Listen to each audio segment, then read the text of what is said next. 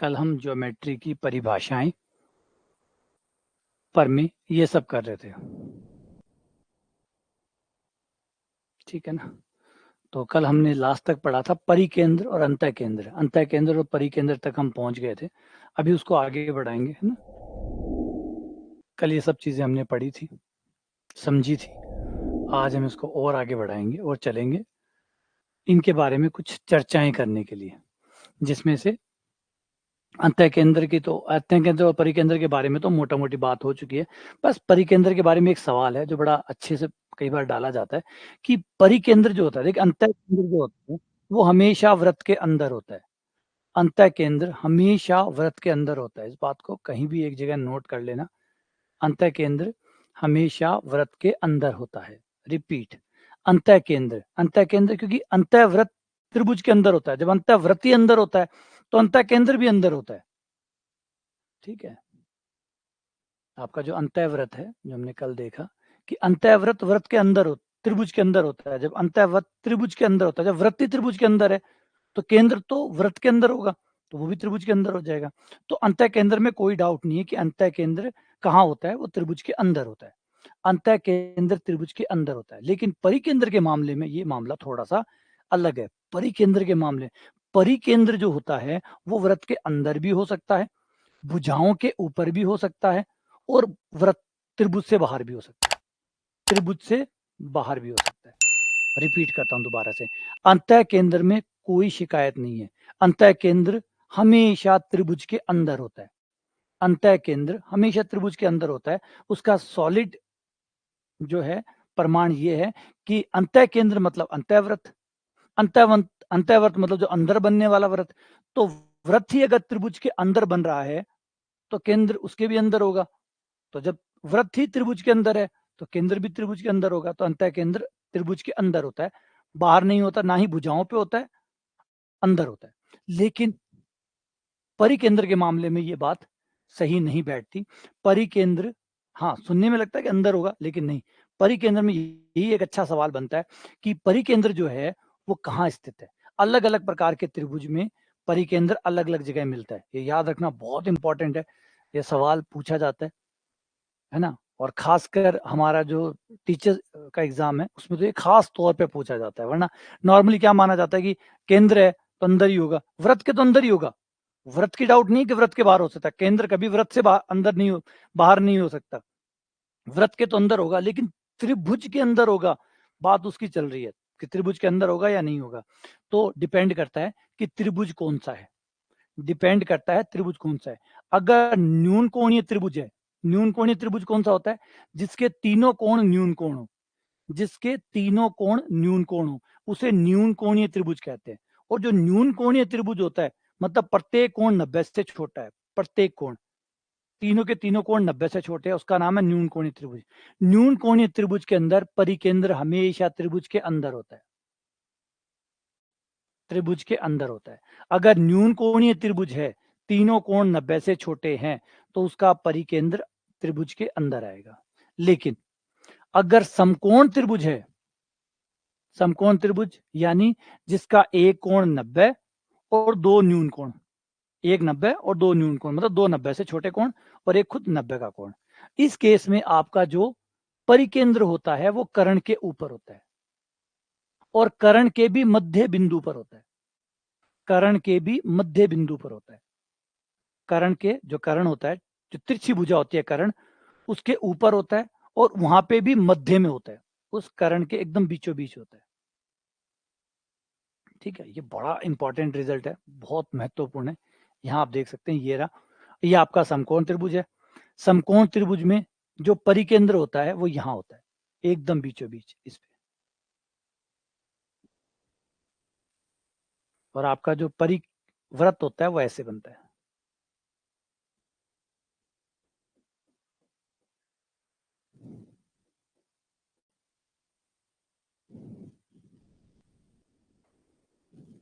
इस पे सवाल बनते हैं। ये आपका जो परिकेंद्र होता है समकोण त्रिभुज में, समकोण त्रिभुज में ये कर्ण के ऊपर होता है और कर्ण के ऊपर भी कर्ण के मध्य बिंदु पर होता है। इस वजह से ये त्रिज्याएं होगी, ये देखो, ये त्रिज्या होगी, आर, यानी कर्ण की आधा, कर्ण जो है वो व्यास के बराबर हो गया, परिकेंद्र में कर्ण व्यास के बराबर हो गया, और कर्ण का आधा त्रिज्या के बराबर हो गया, और ये दूरी भी त्रिज्या हो गई। तो तीनों दूरियां बराबर हो गई क्योंकि त्रिज्याएं हैं, और ये दूरी भी कितनी है, आपके कर्ण की आधी। तो समकोण त्रिभुज में परिकेंद्र की त्रिज्या कर्ण की आधी होती है, या फिर परिकेंद्र का व्यास कर्ण के बराबर होता है। लेकिन तीसरे त्रिभुज में चलते हैं। तीसरे त्रिभुज में अधिक कोण त्रिभुज। अधिक कोण त्रिभुज कौन सा होता है, ऐसा त्रिभुज जिसका एक कोण 90 से बड़ा होता है और दो कोण 90 से छोटे होते हैं, अधिक कोण त्रिभुज। अब कई बार आता है बच्चा अधिक कोण त्रिभुज को समझता है, अधिक कोण मतलब तीनों कोण अधिक कोण, तीनों कोण अधिक कोण हो ही नहीं सकते, कि तीनों कोण अगर अधिक कोण हो गया तो तीनों कोणों का जोड़ 180 कैसे आएगा। तो अगर एक भी कोण 90 को पार कर जाता है तो बचे हुए दो कोण 90 को टच ही नहीं कर सकते, क्योंकि टोटल तो 180 होता है। तो अगर 50% कोई एक जना ले गया तो बचे हुए दो को फिर और भी आधा आधा ही मिलेगा और कम ही मिलेगा। तो 180 का आधा ही 90 होता है। तो अगर एक कोण भी 90 का बन गया तो बचे हुए दो कोण को जोड़ 90 बचेगा, तो 90 बचेगा तो उसमें से जो आप बंटवारा करना चाहो कर लो, तो न्यून कोण ही बनेंगे। तो एक कोण अधिक कोण हो गया तो बचे हुए दो कोण न्यून कोण हो जाते हैं। इस त्रिभुज में क्या होता है, इसमें आपका परिकेंद्र त्रिभुज से बाहर आता है, परिकेंद्र त्रिभुज से बाहर आता है, परिकेंद्र त्रिभुज से बाहर आता है। तो फिर से याद कर लें, न्यून कोणीय त्रिभुज में परिकेंद्र अंदर होता है, समकोण त्रिभुज में वो कर्ण के ऊपर होता है और कर्ण का मध्य बिंदु होता है, और अधिक कोण त्रिभुज में परिकेंद्र त्रिभुज से बाहर होता है। तो कभी पूछे कि परिकेंद्र हमेशा त्रिभुज के अंदर होता है, जवाब है गलत, नहीं नहीं, वो डिपेंड करता है कि कौन सा त्रिभुज है, वो डिपेंड करता है कौन सा त्रिभुज है। हाँ, अंतः केंद्र के लिए ये बात सत्य है, अंतः केंद्र में हमेशा केंद्र त्रिभुज के अंदर होता है, अंतः केंद्र में केंद्र हमेशा त्रिभुज के अंदर होता है। लेकिन परिकेंद्र के केस में, परिकेंद्र के केस में जो केंद्र है, परिवर्त के केस में जो केंद्र है वो अंदर भी हो सकता है, भुजा पे भी हो सकता है और बाहर भी हो सकता है। डिपेंड करता है न्यून कोणीय त्रिभुज है, समकोण त्रिभुज है या अधिक कोण त्रिभुज है। ठीक है, चलो आगे बढ़ते हैं। अगला है हमारा लंब केंद्र, ऑर्थो सेंटर, ऑर्थो सेंटर, लंब केंद्र। अब ये ऑर्थो सेंटर क्या होता है, अगर हम तीनों शीर्षों से लंब डालें, तीनों शीर्षों से सामने वाली भुजा पर लंब डालें, ए से एक लंब गिरा दें, बी से एक लंब डाल दें, सी से एक लंब डाल दें। जब तीनों लंब डालते हैं तो तीनों लंब हमेशा संगामी होते हैं। संगामी होने का मतलब तीनों लंब एक ही बिंदु से जाएंगे, तीनों लंब एक ही बिंदु पर काटेंगे। ये रहा ए से खींचा गया लंब, जिसका नाम आप ए डी रख सकते हैं, बी से खींचा गया लंब जिसका नाम बीई रख सकते हैं, सी से खींचा गया लंब जिसका नाम सी एफ रख सकते हैं। ये बड़ी सुंदर बात है, बहुत ही कमाल की बात है कि आपके चाहे लंब हो, तीन लंब खींचे जा सकते हैं, तीन ही माध्यिकाएं खींची जा सकती है, तीन ही कोण समद्विभाजक खींचे जा सकते हैं, कोण समद्विभाजक भी तीन ही खींचे जा सकते हैं, कोण समद्विभाजक भी तीन ही खींचे जा सकते हैं। ए का समद्विभाजक, ए के कोण का समद्विभाजक, बी कोण का समद्विभाजक, सी कोण का समद्विभाजक। लंबी तीन खींचे जा सकते हैं, ए से खींचा गया, बी से खींचा गया, सी से खींचा गया। तीन ही माध्यिकाएं खींची जा सकती है, ए से खींची गई माध्यिका, बी से खींची गई माध्यिका, सी से खींची गई माध्यिका। अब इन तीनों में ही एक चीज कॉमन है, अगर आप चाहे तीनों लंब खींचिए, तीनों लंब एक ही बिंदु से जाएंगे, जिसे लंब केंद्र बोलेंगे। तीनों माध्यिकाएं एक ही बिंदु से जाएगी, तीनों माध्यिकाएं खींचोगे तो तीनों माध्यिकाएं एक ही बिंदु से जाएगी, जिसको केंद्रक कहेंगे। केंद्रक, केंद्रक जब माध्यिकाएं हैं गुजरती सब एक ही बिंदु से है, चाहे तीनों माध्यिकाएं खींच लो चाहे तीनों लंब खींच लो, वो जाती एक ही बिंदु से। और यही आप भुजाओं में देख सकते हैं, भुजाओं के कोण समद्विभाजक खींचे थे हमने, है ना, भुजाओं के कोण समद्विभाजक, जिसको लंब समद्विभाजक खींचे थे हमने, और वो परिकेंद्र बन गया था। अंतः केंद्र क्या बना था, कोणों के समद्विभाजक जहां काटते हैं वो अंतः केंद्र कहलाता है। तो कोणों के समद्विभाजक जहां काटते हैं वो अंतः केंद्र कहलाता है। भुजाओं के लंब समद्विभाजक जहां काटते हैं वो परिकेंद्र कहलाता है। लंब तीनों शीर्षों खींचे गए लंब जहां काटते हैं वो लंब केंद्र कहलाता है। माध्यिकाओं जहां काटती है वो केंद्र कहलाता है। तो सबका एक एक नाम है, और जाते सब एक जगह से, काटते एक ही जगह पे। हो सकते हैं अलग अलग हो लेकिन काट एक जगह पे हो, और सबके कोणों का रिलेशन भी है। हमने अभी परिकेंद्र में भी पढ़ा था, है ना, अंतः केंद्र में भी पढ़ा था। अब हम लंब केंद्र के रिलेशन पढ़ लेते हैं। लंब केंद्र में ये जो कोण होता है, ये वाला कोण जिसका नाम है BIC, यह कोण 180 माइनस ए होता है। इस कोण का 180 माइनस ए होता है, यानी संपूरक कोण होते हैं। ये वाला कोण और वो कोण दोनों संपूरक होते हैं। संपूरक किन्हें कहते हैं? जिनका जोड़ 180 आता है। तो इसे माइनस वाले को इधर ले आऊं तो प्लस का हो जाएगा, यानी ये जो लंब केंद्र है इस पे बना कोण तथा ऊपर वाला त्रिभुज वाला कोण, ये दोनों एक दूसरे के संपूरक होते हैं, है ना, ये दोनों संपूरक होते हैं। अगर हम इससे पीछे चलें, जो लास्ट पढ़ के आए हैं उस पे अगर हम आए परिकेंद्र वाले में, तो ये दुगना था। परिकेंद्र वाले में ये कोण इस कोण का दुगना होता है, परिकेंद्र में दुगना था। अंतः केंद्र में ये 90 प्लस ए का आधा था।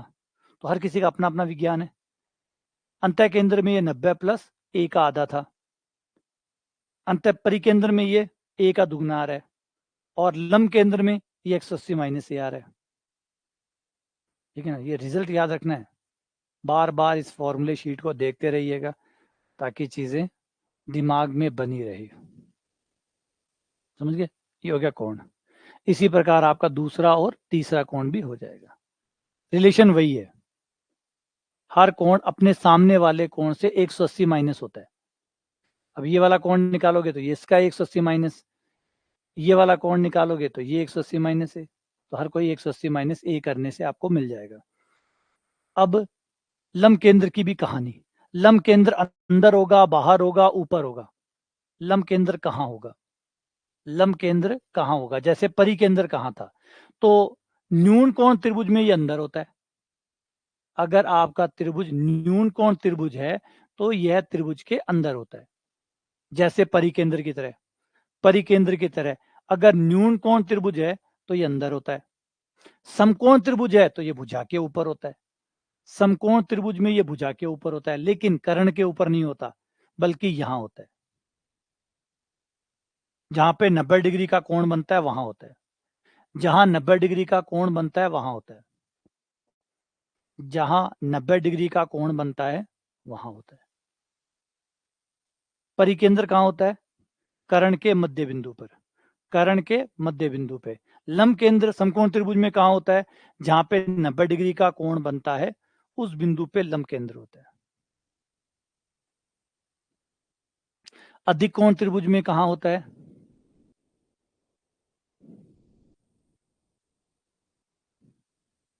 अधिक कोण त्रिभुज में पीछे की तरफ होता है।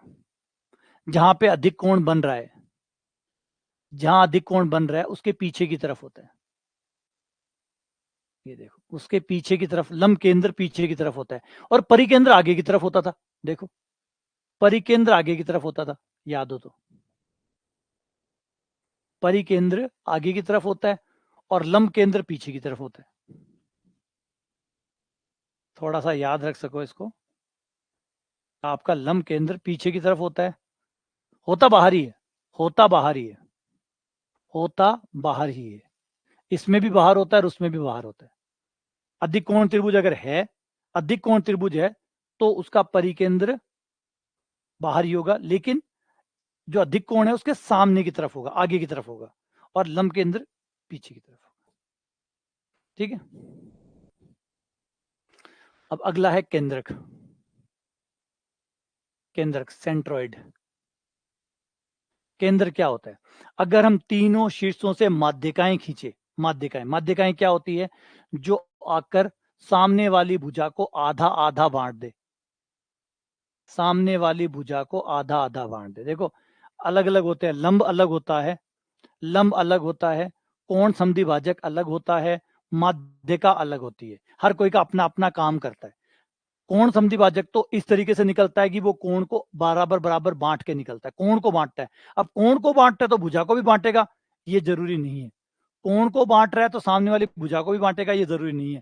और जो भुजा को बांट रहा है वो कोण को भी बांटेगा, ये भी जरूरी नहीं है। तो ये दिमाग में ध्यान रखना है।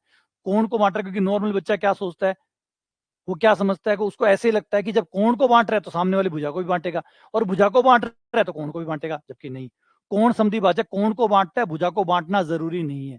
और माध्यिकाएं भुजा को बांटती है, कोण को बांटे ये जरूरी नहीं है। किसी केस में सेम हो सकते हैं, कभी कभी यदा कदा बाय कोइंसिडेंस ये दोनों बराबर हो सकते हैं, अदरवाइज अलग अलग ही होते हैं। कभी कभी कभी मौसम आया, दोनों एक साथ आ गए तो बात अलग है। जैसे समबाहु त्रिभुज में सब एक हो जाते हैं, समबाहु त्रिभुज में ये सब एक हो जाते हैं। समबाहु त्रिभुज में वही तो लंब होता है, वही माध्यिका हो जाती है, क्योंकि उसका बनावट एकदम बराबर है ना, वो एकदम सममित आकृति है, चारों तरफ से एक बराबर है, तो सब कुछ बराबर चल रहा है तो उसमें सब बराबर हो जाते हैं। वरना अदरवाइज आपका लंब हमेशा अलग है, लंब अलग है, कोण समद्विभाजक अलग है, माध्यिकाएं अलग है। माध्यिका है बस कि सामने वाली भुजा के दो टुकड़े कर देती है, और लंब समद्विभाजक जो लंब होता है वो 90 का कोण बनाता है।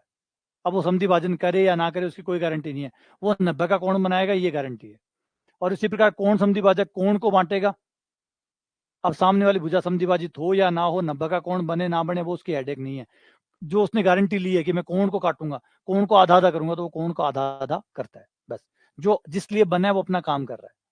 तो ये तीनों चीजें अलग अलग है। हम माध्यिकाओं की बात कर रहे हैं, माध्यिकाएं वो होती है जो एकदम ठीक में बीचों बीच आएगी। अब कोई ये सोचे कि इसने कोणों को बांट दिया है, तो जवाब है नहीं, इसने कोणों को नहीं बांटा, इसने सिर्फ भुजा को बांटा है। जो सामने वाली भुजा है उसको दो टुकड़ों में बांट दिया, वो भी बराबर बराबर। ऐसे ही बी से खींचे एक माध्यिका, वो इसे आधा आधा बांट दे, एक सी से खींचे वो इसे आधा आधा बांट दे। अब ये बांटने के बाद ये तीनों एक जगह से ही गुजरती है, ये हमेशा ही होता है। माध्यिकाएं एक ही बिंदु से गुजरती है, लंब एक ही बिंदु से गुजरते हैं, कोण समद्विभाजक एक ही बिंदु से गुजरते हैं, कोण समद्विभाजक एक ही बिंदु से, लंब भी एक ही बिंदु से, और माध्यिकाएं भी एक ही बिंदु से। अब माध्यिकाएं जिस बिंदु से गुजरती है सब, उसे कहते हैं केंद्रक, सेंट्रोइड। ये सेंट्रोइड है, ये सेंट्रोइड है।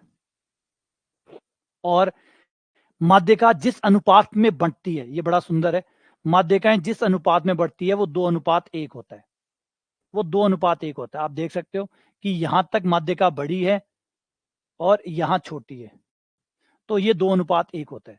ये माध्यिका को 2:1 में बांटता है, माध्यिका को 2:1 में बांटता है।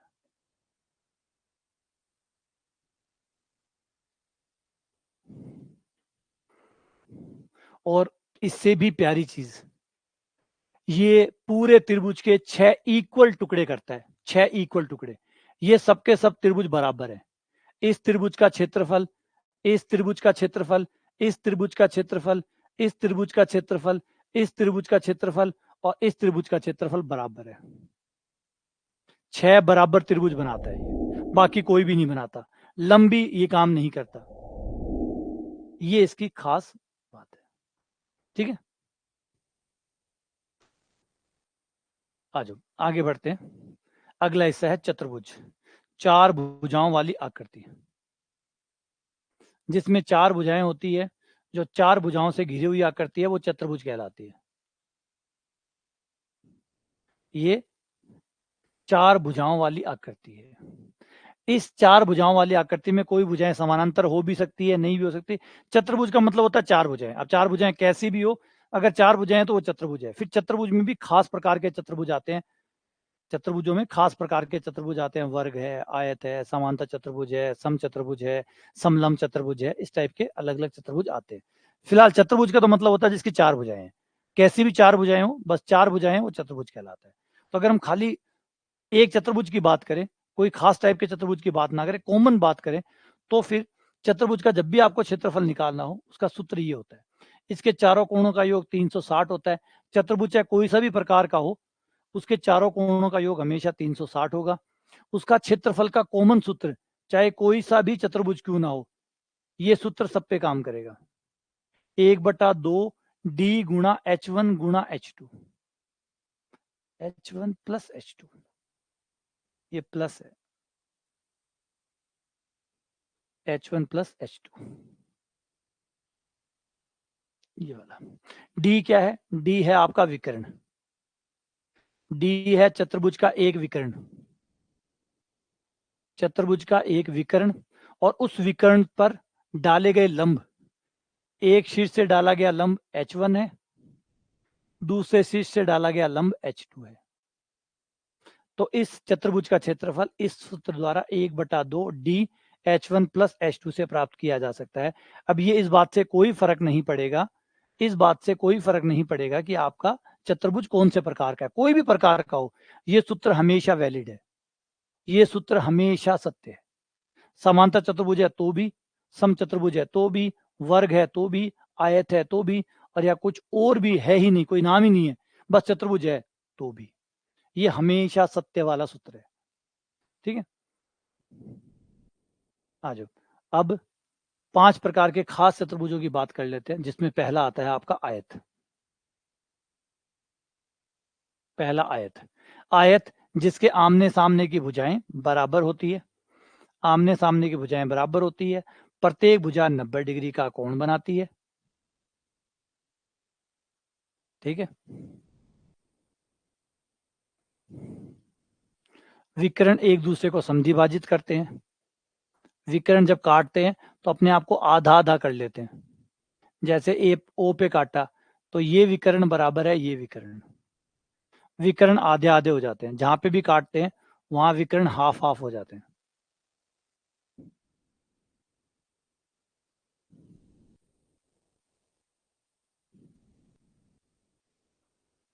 ये आधे आधे हो गए, विकर्ण आधे आधे हो जाते हैं। हाँ, बस विकर्णों में एक प्रॉब्लम है यहाँ पे, कि विकर्ण जहां काट रहे हैं इनके बीच का कोण जरूरी नहीं है कि ये 90 हो, ये कोण 90 होना जरूरी नहीं है, इनमें ये कमी रह जाती है, ये कोण 90 का होना जरूरी नहीं है, ये 90 का होना जरूरी नहीं है, ये कोण 90 के हो ये जरूरी नहीं। हाँ, आमने सामने के कोण बराबर है, वो तो होने ही है, सम्मुख कोण होते हैं, सम्मुख कोण बराबर होते हैं, शीर्षाभिमुख कोण बराबर होते हैं, तो वो तो बराबर हो ही गए।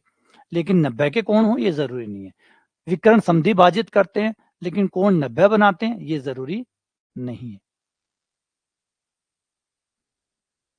अगर बराबर चाहिए तो फिर वर्ग में आओ, वर्ग में आओ, वर्ग में यही कमाल होता है, बाकी सब कुछ आयत जैसा है, चारों भुजाएं बराबर है, और ये प्रत्येक कोण, ये प्रत्येक कोण 90 का है, ये जो विकर्णों के बीच का कोण है ये 90 है।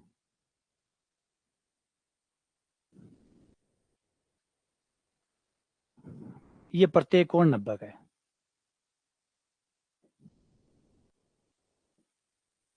ये खास चीज होती है, ये खास चीज आपको वर्ग में मिलती है, आयत में नहीं मिलती। एक तो आयत में आपको चारों भुजाएं बराबर हो ऐसा जरूरी नहीं है, आमने सामने की भुजाएं बराबर हो बस इतना ही जरूरी है, चारों भुजाएं बराबर हो नहीं हो ये कोई आवश्यकता नहीं है।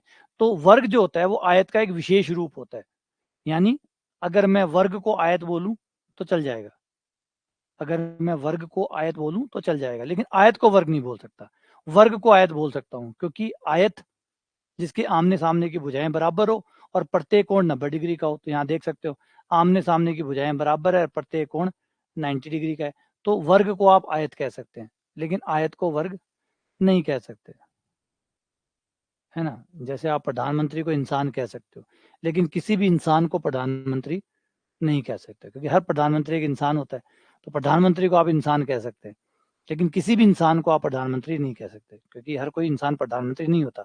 हाँ, प्रधानमंत्री, हर प्रधानमंत्री एक इंसान होता है, लेकिन हर इंसान एक प्रधानमंत्री नहीं होता। तो सेम वैसे से कहानी है कि आप अगर किसी वर्ग को आयत बोलना चाहें तो आप बोल सकते हैं, क्योंकि वर्ग की चारों भुजाएं बराबर होती है, तो आमने सामने की भुजाएं तो बराबर होनी है, तो वर्ग आयत तो हो ही गया। लेकिन आयत वर्ग हो जाएगा नहीं, आयत में आमने सामने की भुजाएं बराबर होती है, आमने सामने की भुजाएं बराबर होने से कि चारों भुजाएं बराबर हो जाएगी नहीं, तो आयत वर्ग नहीं है, लेकिन वर्ग आयत है। ठीक है, इसके विकर्ण भी समद्विभाजित करते हैं, प्रत्येक विकर्ण 90 डिग्री पर काटते हैं, ये सारा का सारा वही रहेगा।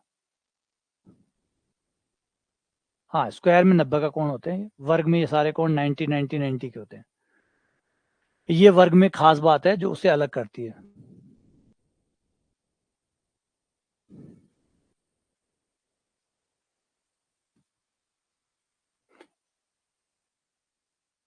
एक तीसरा पॉइंट है जो कि बहुत इंपॉर्टेंट है, थर्ड पॉइंट, किसी वर्ग, ये बहुत इंपॉर्टेंट पॉइंट है, ये जरूरी, इस पे सवाल भी आया हुआ है कि अगर हम किसी वर्ग में जाएं और वर्ग में जाके उसकी हर भुजा का मध्य बिंदु ले लें, इस भुजा का मध्य बिंदु, इस भुजा का मध्य बिंदु, इस भुजा का मध्य बिंदु और इस भुजा का मध्य बिंदु, हर भुजाओं के मध्य बिंदु को ले लें और मध्य बिंदुओं को कनेक्ट कर दें, सबके मध्य बिंदु ले लें और इन्हें कनेक्ट कर दें, तो ये जो नई आकृति बनेगी ये आपकी वर्ग ही होगी। वर्ग में ये आकृति वर्ग ही होगी, वर्ग में ये आकृति वर्ग होगी, यानी स्क्वायर में स्क्वायर ही मिलेगा आपको। मध्य बिंदु को मिलाने पर, किसी स्क्वायर के मध्य बिंदु यानी मिड पॉइंट्स को मिलाने पर जो बनता है वो भी एक स्क्वायर ही होता है। तो ये एक इंपॉर्टेंट चीज है।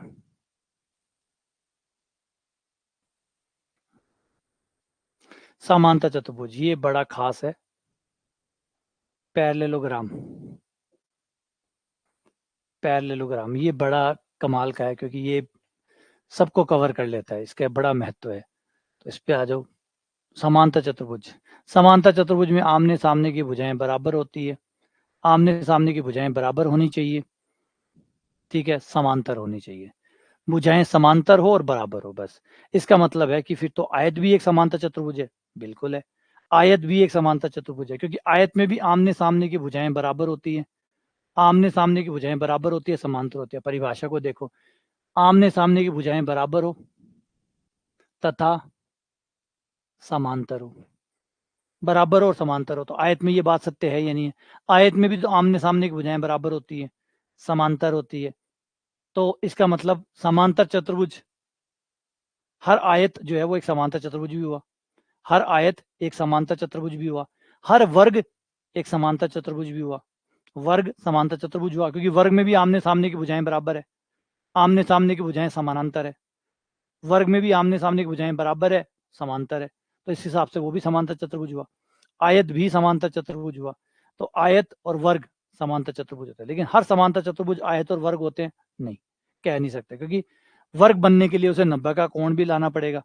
आमने सामने की भुजाएं बराबर समांतर तो होनी चाहिए, प्रत्येक कोण, जो कॉर्नर वाले कोण है ये 90 होने चाहिए, ये 90 हो भी सकते हैं, नहीं भी हो सकते, इसलिए समांतर चतुर्भुज आयत नहीं होता, लेकिन आयत समांतर चतुर्भुज होता है, वर्ग समांतर चतुर्भुज होता है, ठीक है ना? तो याद रखिएगा, वर्ग एक समांतर चतुर्भुज होता है, आयत एक समांतर चतुर्भुज होता है। अगला गुणधर्म, विपरीत कोण बराबर होते हैं, विपरीत कोण बराबर होते हैं, यानी ये वाला कोण ये वाला कोण के बराबर होता है और ये वाला कोण इस वाले कोण के बराबर होता है। विपरीत कोण बराबर होते हैं,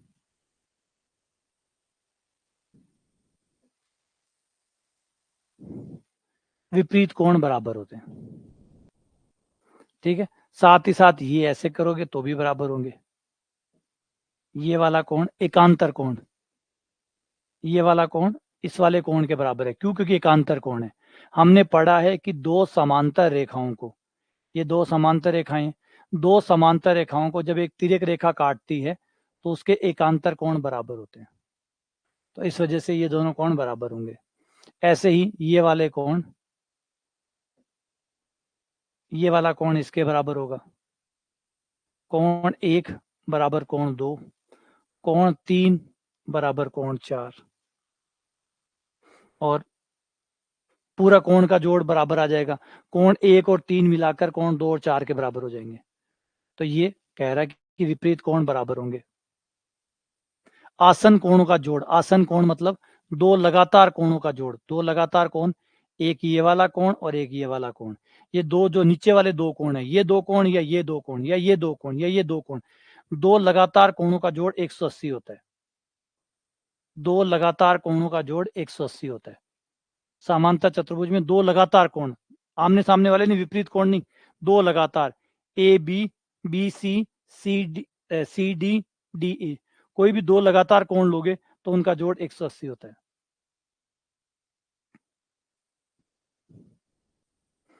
अब यहाँ पे एक डिफरेंस, ये इंपॉर्टेंट डिफरेंस है, याद रखना, ये डिफरेंस इंपॉर्टेंट है। विकर्ण एक दूसरे को समद्विभाजित करते हैं, ये बात सत्य है। जैसे वर्ग और आयत के विकर्ण एक दूसरे को समद्विभाजित कर रहे थे, ये भी समद्विभाजित करते हैं। लेकिन जरूरी नहीं है कि विकर्णों की लंबाई बराबर हो, यानी विकर्ण छोटे बड़े हो सकते हैं। आयत और वर्ग में विकर्ण बराबर होते हैं। आयत और वर्ग में विकर्ण बराबर होते हैं। डायगोनल होते हैं वो दोनों लेंथ में बराबर होते हैं। मतलब आपका डायगोनल AC और आपका डायगोनल BD दोनों लंबाई में बराबर होते हैं, आयत में और वर्ग में। और समद्विभाजित तो करते ही करते हैं, समद्विभाजित भी करते हैं और लंबाई में भी बराबर होते हैं। लेकिन समांतर चतुर्भुज में विकर्ण समद्विभाजित तो करते हैं, बराबर बराबर तो काटते हैं, आधा आधा तो काटते हैं। जैसे ये लंबाई और ये लंबाई बराबर होती है, ये लंबाई और ये लंबाई बराबर होती है, होती तो ये बराबर है, लेकिन पूरा विकर्ण, एक विकर्ण मान लो हो सकता है 6 का हो और एक विकर्ण 4 का हो, तो विकर्ण छोटे बड़े हो सकते हैं। ये आयत और वर्ग में नहीं हुआ करते थे। छोटे बड़े हो सकते हैं, बराबर भी हो सकते हैं, छोटे बड़े भी हो सकते हैं, गारंटी नहीं है कि बराबर होंगे, गारंटी नहीं है बराबर होने की। वर्ग में गारंटी है कि विकर्ण बराबर होंगे, आयत में गारंटी है बराबर होंगे, लेकिन समांतर चतुर्भुज में कोई गारंटी नहीं है ना। जैसे चाइनीज माल है, चल जाए तो 2 साल, चल जाए तो हमेशा चल जाए, हो सकता है कल ही खराब हो जाए, तो गारंटी नहीं है, कह नहीं सकते। हो सकता है बराबर हो सकता है किसी केस में बराबर आ जाए, कभी बराबर नहीं आए, तो पुख्ता होके नहीं कह सकते, है ना। यही है, विकर्ण एक दूसरे को समकोण पर काट भी सकते हैं और नहीं भी काट सकते, इसके बारे में भी श्योर नहीं है, इसके बारे में भी श्योर नहीं है। विकर्ण एक दूसरे को 90 डिग्री पे काट भी सकते हैं और नहीं भी काट सकते। प्रत्येक विकर्ण समांतर चतुर्भुज को 2 सर्वांग त्रिभुजों में बांटता है। हर विकर्ण समांतर चतुर्भुज को 2 सर्वांग त्रिभुजों में, मतलब एक जैसे त्रिभुजों में बांटता है।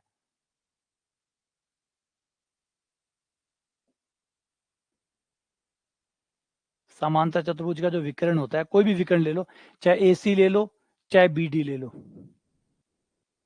ये विकर्ण ले लिया, ये विकर्ण, ये वाला त्रिभुज और ये वाला त्रिभुज सर्वांग सम होता है, बिल्कुल एक जैसे। ये दोनों त्रिभुज सर्वांग सम है। हर विकर्ण समांतर चतुर्भुज को 2 सर्वांग सम त्रिभुजों में बांटता है। यानी ये वाला, ऐसे दूसरे वाला विकर्ण ले सकते हो, इधर वाला और इधर वाला त्रिभुज सर्वांग सम होगा।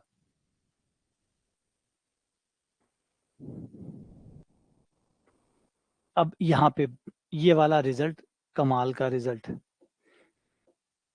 आयत समांतर चतुर्भुज होता है, इसमें कोई डाउट ही नहीं है। हर आयत समांतर चतुर्भुज होता है, हर आयत समांतर चतुर्भुज होता है। लेकिन समांतर चतुर्भुज आयत हो भी सकता है, नहीं भी हो सकता, लेकिन एक शर्त है, अगर वो पूरी कर दे तो समांतर चतुर्भुज आयत हो जाएगा। एक समांतर चतुर्भुज एक आयत होगा यदि उसके विकर्ण बराबर हो।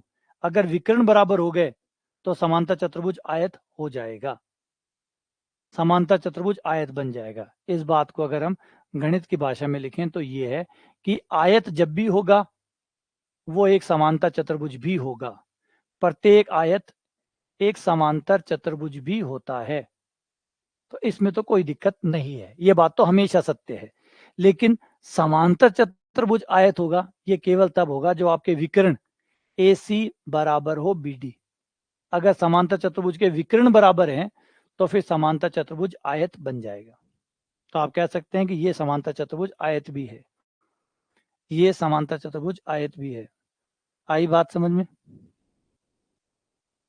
यहां तक बातें समझ में आई?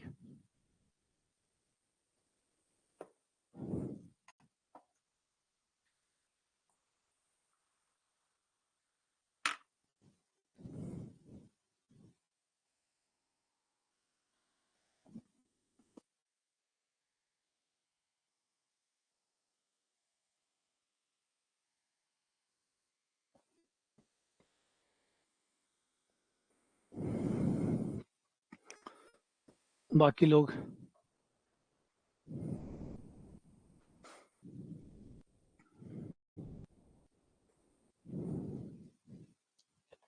बाकी सो गया? जागो भाई जागो। जागो जागो जागो, सुबह हो गई। जागो भाई जागो, बाकी जागो, उठो उठो, और पढ़ना है अभी। हाँ बाकी लोग जागो भाई, आंखें खोलो। देखो हम कहाँ तक पहुंच गए हैं, देखो समांतर चतुर्भुज आ रहा है। आ जाओ समांतर चतुर्भुज में आ जाओ, जागो भाई, आओ आओ।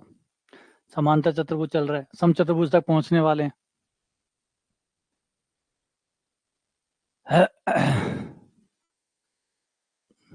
ठीक है, अगले पे आ जाओ। समांतर चतुर्भुज की आसन भुजाओं, ये भी इंपॉर्टेंट रिजल्ट है। समांतर चतुर्भुज की आसन भुजाओं के मध्य बिंदु को मिलाने पर समांतर चतुर्भुज प्राप्त होता है। ये तो वर्ग में भी होता था, यही वर्ग में होता था, यही वर्ग में होता था, यही चीज वर्ग में होती थी। वर्ग में भी जब आप मध्य बिंदुओं को मिलाते थे, मध्य बिंदुओं को मिलाते थे तो आपको वर्ग ही मिलता था। समांतर चतुर्भुज में भी ऐसे ही होता है।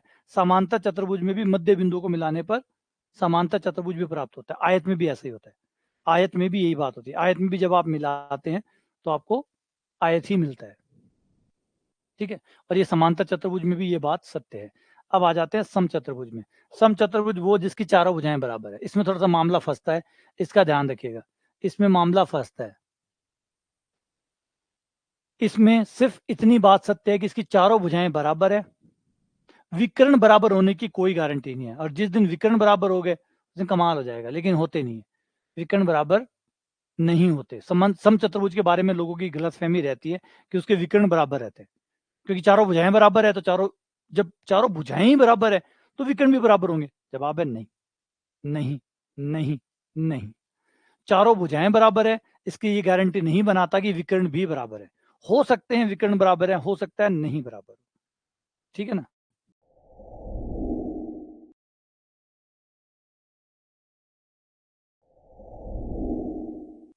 क्लियर है। तो इसे देखो, चारों भुजाएं बराबर है, विकर्ण अब ये दिख रहा है ये साफ कि ये बड़ा विकर्ण है और ये छोटा विकर्ण है। विकर्ण समद्विभाजित करते हैं, बिल्कुल करते हैं, समद्विभाजित करते हैं। ये आधा, ये आधा, ये वाला विकर्ण बराबर ये वाला विकर्ण। विकर्ण समद्विभाजित होते हैं, ये बात ठीक है, समद्विभाजित होते हैं ये बात सत्य है, लेकिन विकर्ण बराबर होते हैं नहीं, ये गारंटी नहीं है। ये गारंटी आपको वर्ग देता है, ये गारंटी आपको वर्ग देता है। अभी देखने में एक शर्त आएगी।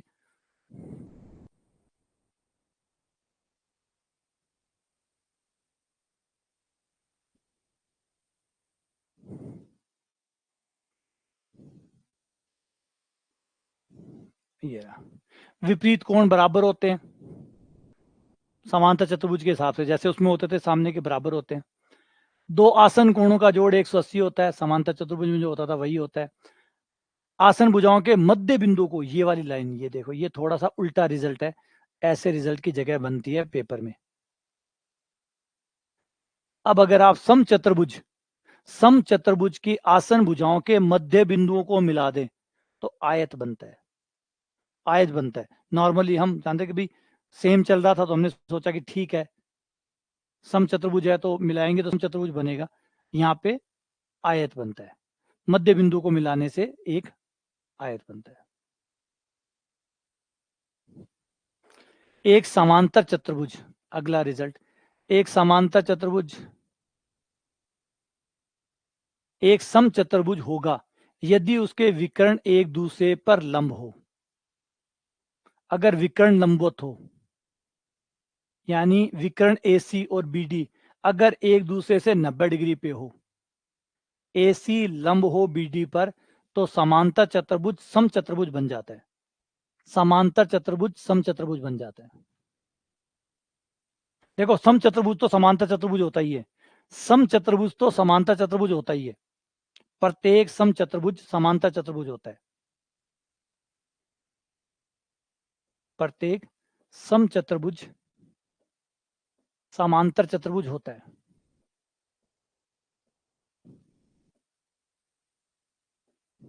लेकिन समांतर चतुर्भुज सम चतुर्भुज तब होता है जब विकर्ण लंबवत होते हैं, AD लंब हो BD पर,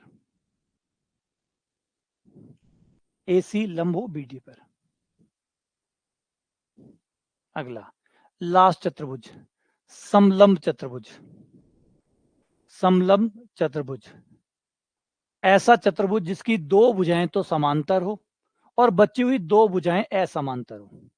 दो भुजाएं समानांतर और दो भुजाएं असमांतर, दो भुजाएं तो समानांतर और दो भुजाएं असमानांतर। जैसे ये भुजा ए बी और सी डी, ये दोनों समानांतर है,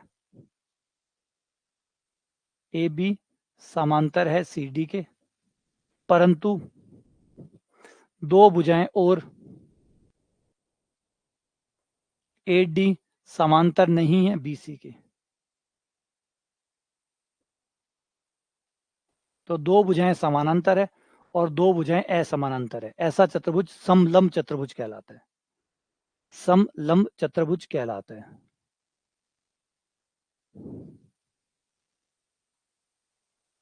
ठीक है,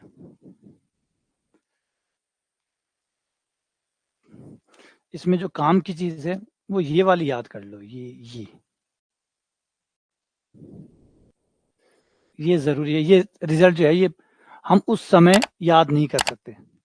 ए सी का स्क्वायर प्लस बी डी का स्क्वायर, ए सी का स्क्वायर, ए सी विकर्ण हो गया, यानी अगर आप विकर्णों का इस विकर्ण का स्क्वायर करें और उसमें इस विकर्ण का स्क्वायर जोड़ दें, ए सी का स्क्वायर प्लस बी डी का स्क्वायर बराबर होता है बी सी का स्क्वायर, बी सी का स्क्वायर प्लस ए डी का स्क्वायर प्लस दो A B into C D, दो A B into C D. मतलब असमांतर भुजाओं का वर्गों का योग, असमांतर भुजाओं के वर्गों का योग प्लस दो गुणा समांतर भुजाओं का गुणनफल, दो गुणा समांतर भुजाओं का गुणनफल।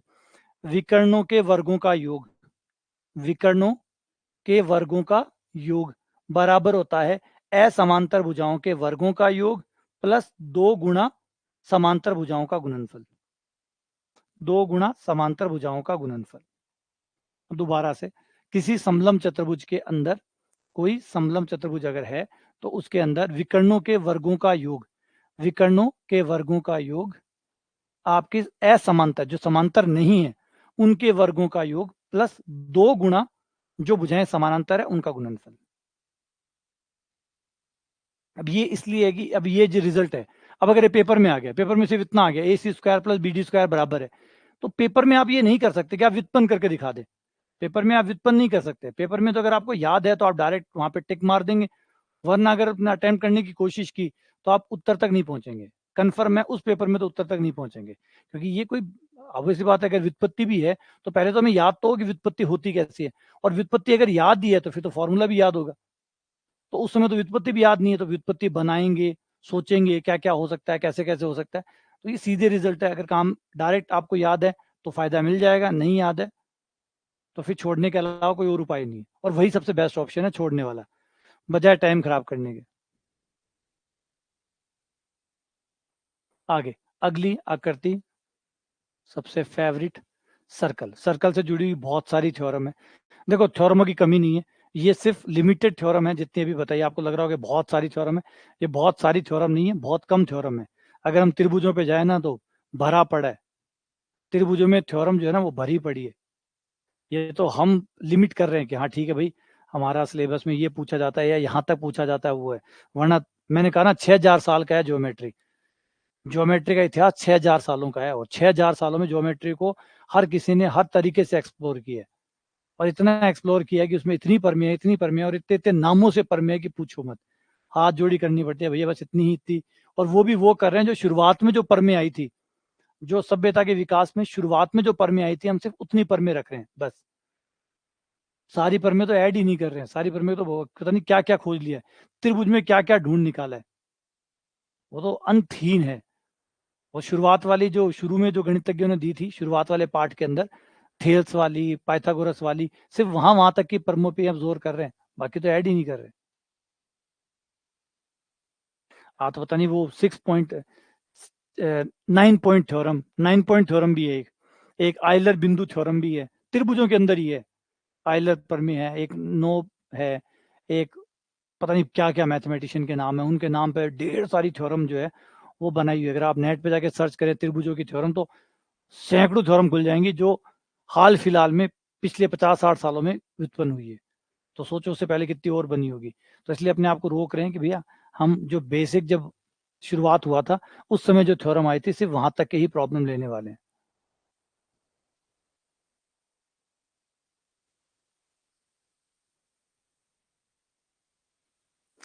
व्रत, व्रत का एक केंद्र होता है,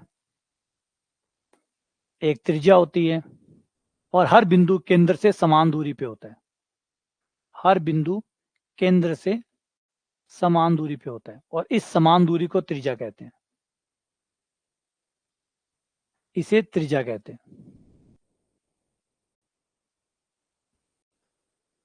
परिधि, वृत्त के किसी एक बिंदु से शुरू होकर वापस उसी बिंदु तक आने में तय की गई दूरी परिधि होती है।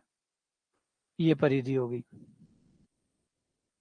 नंबर 3, वृत्त के कोई विपरीत बिंदुओं को मिलाने पर जो केंद्र से होते हुए जाए। अगर वृत्त के दो बिंदु लें विपरीत और उनको मिलाने वाली रेखा अगर वृत्त के केंद्र से जाती है तो इसको व्यास कहते हैं। वृत्त के दो बिंदु जो कि एक दूसरे के विपरीत और स्थित है उनको मिलाने वाली रेखा अगर वृत्त के केंद्र से जाती है तो इसको व्यास कहते हैं। लेकिन अगर केंद्र से नहीं जाती है, केंद्र से जाती है और नहीं जाती है, सभी केस में जीवा कहते हैं। गुजर जाती है तो खास जीवा कहलाती है और खास जीवा का मतलब है व्यास, वरना जीवा तो है ही।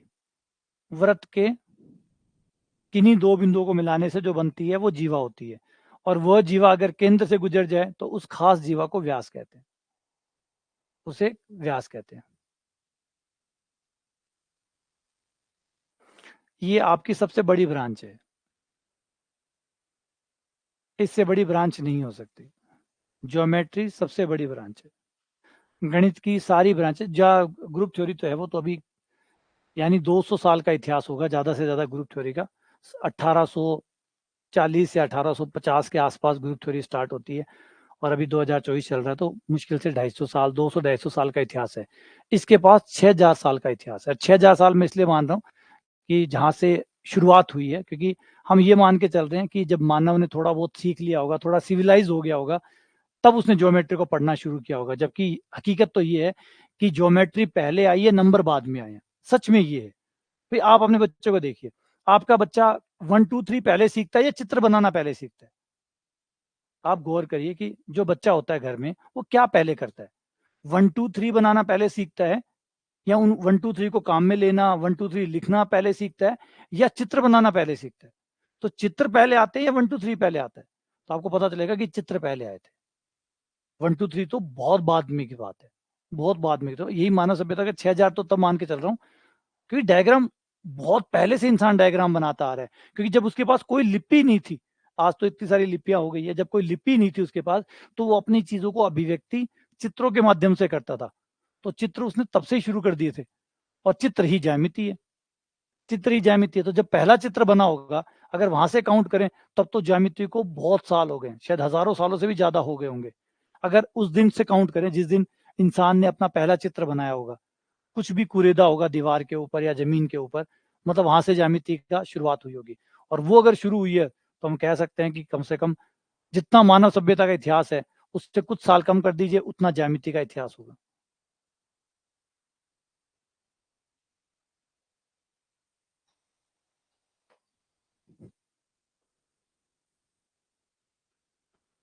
व्यास वृत्त की सबसे बड़ी जीवा होती है। वृत्त के दो बिंदुओं को मिलाने से जीवा प्राप्त होती है और सबसे बड़ी जीवा व्यास होती है। व्यास से बड़ी जीवा वृत्त में नहीं हो सकती।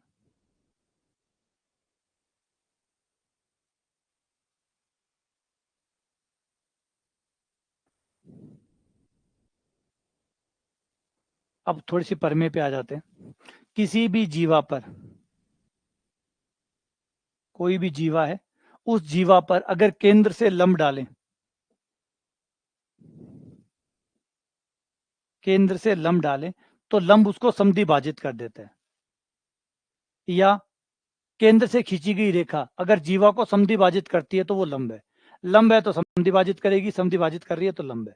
ये दोनों बातें बराबर है। डाला गया लंब समद्विभाजित करता है, और अगर समद्विभाजित करता है तो फिर वो लंब है। दोनों बातें पैरेलल है। अगर आपने केंद्र से लंब डाला तो वो जीवा को 2 बराबर टुकड़ों में बांटेगा, और जीवा को 2 बराबर टुकड़ों में बांट रहा है मतलब वो लंब है। तो दोनों ही बातें एक दूसरे के समकक्ष है। ऐसे ही एक ये आती है कि अगर 2 जीवाओं की लंबाई बराबर है, 2 जीवा समान लंबाई की है, तो उनकी केंद्र से दूरियां बराबर होंगी, उनकी केंद्र से दूरियां बराबर होंगी। और अगर केंद्र से दूरियां बराबर है तो जीवाएं समान लंबाई की है, तो जीवाओं की लंबाई बराबर है तो केंद्र से दूरी बराबर होगी, और केंद्र से दूरी बराबर है तो जीवाएं बराबर होंगी। तो दोनों ही एक टाइम पे सत्य होंगी। अगर मैं कहता हूं कि ए बी और सी डी की लंबाई बराबर है, इन दोनों जीवाओं की लंबाई बराबर है, तो फिर इनकी केंद्रों से दूरियां भी बराबर है। ये दूरी बराबर ये दूरी, और कह दूं कि केंद्र से दूरियां बराबर है तो फिर जीवाएं भी बराबर है। ठीक है ना? तो ये बराबर हो गया। क्लियर है? केंद्र से दूरियां बराबर है तो जीवाएं बराबर है, जीवाएं बराबर है तो केंद्र से दूरियां बराबर है। तीसरा, ये भी इंपॉर्टेंट थ्योरम है। एक चाप लें, चाप का मतलब है वृत्त के एक बिंदु से दूसरे बिंदु पर वृत्त के ऊपर चलना ही चाप कहलाता है। ये वृत्त का एक टुकड़ा होता है। और जीवा में क्या होता है? जीवा में आप वृत्त के 2 बिंदुओं को सरल रेखा से मिलाते हैं, वो जीवा बनती है। और चाप में क्या होता है? आप वृत्त के ऊपर ही चलते हैं, उन 2 बिंदुओं पे मिलाने के लिए आप वृत्त के ऊपर ही चलते हैं, है ना? दोनों में अंतर जो है वो ये वृत्त है। इस वृत्त के आपने 2 बिंदु ले लिए, उन 2 बिंदुओं को अगर आप सरल रेखा से मिलाते हैं तो इसे जीवा कहते हैं। ये है जीवा। और अगर इन्हीं 2 बिंदुओं को मिलाने के लिए आप वृत्त की परिधि का इस्तेमाल करते हैं तो ये चाप कहलाती है। तो ये चाप है और ये जीवा है। और हम इसे तो ए बी लिखते हैं क्योंकि ये रेखा है, रेखा को ए बी लिखा जाता है, उन 2 बिंदुओं का नाम ही लिखा जाता है जिनको जोड़ा गया है। ये चाप है, तो चाप के केस में हम ए बी के ऊपर एक चाप का चिन्ह लगा देते हैं जिससे पता चल जाए कि ये चाप है। मिक्स ना हो जाए, जीवा और चाप मिक्स ना हो जाए, इसलिए ऊपर एक चिन्ह लगा दिया।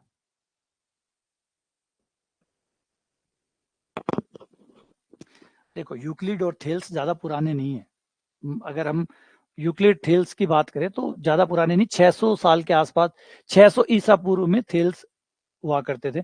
तो 600 और 2400 ये जोड़ दो तो 3000 साल। मैं तो 6000 साल ले जा रहा हूँ पीछे आपको, मैं तो 6000 साल ले जा रहा हूँ। तो अगर आप थेल्स वेल्स को सोच कर, थेल्स इतने पुराने नहीं है। थेल्स है, पाइथागोरस है, ये ज्यादा पुराने नहीं है। अगर मानव सभ्यता के इतिहास को देखोगे तो थेल्स है, ये आपके अभी तक के एक मिड पे आते हैं। ये मिड पे है, मतलब बीच वाली उम्र पे आते हैं, है ना? ये कोई बहुत पुराना नहीं हो गया है। बहुत पुराने के लिए तो आपको बहुत पीछे जाना पड़ेगा। बहुत पुराने का मतलब आप कह रहे हैं उस काल की बात कर रहे हैं, आप थेल्स की बात कर रहे हैं, या आप मान लीजिए पाइथागोरस की बात कर रहे हैं। तब तक तो राज करना शुरू हो गया था, राजा होने लग गए थे, राज होने लग गया था, लोकतंत्र तक की बातें होती थी उस समय। तो सोचिए मानव सभ्यता किस दौर, उस दौर में क्या रही होगी। और इतनी मानव सभ्यता रही होगी तो इसका मतलब है पीछे तो बहुत इतिहास रहा होगा। आप वहां से देखिए जहां से इंसान को पता ही नहीं था कि मैं धरती पे मुझे करना क्या है, उसे कुछ समझ में नहीं आ रहा होगा, वहां से शुरू करिए। और आप जब थेल्स की बात कर रहे हैं, थेल्स तक आते आते हम पे लोग राज करने लग गए थे, सिस्टम हो गया था कि कैसे राज किया जाएगा, किस तरीके से राज किया जाएगा, ये सब कुछ हो चुका था। तो सोचिए कहाँ आ चुके, कहाँ की बात करें। तो इससे मत सोचिए कि थेल्स ये बहुत पुराने हैं, बहुत पुराने नहीं है, बहुत उन्नत समय की बात हो रही है। यानी मानव सभ्यता बहुत उन्नत हो चुकी थी तब तक। तो अब सोचिए जिस समय आप चित्र बना रहे हैं,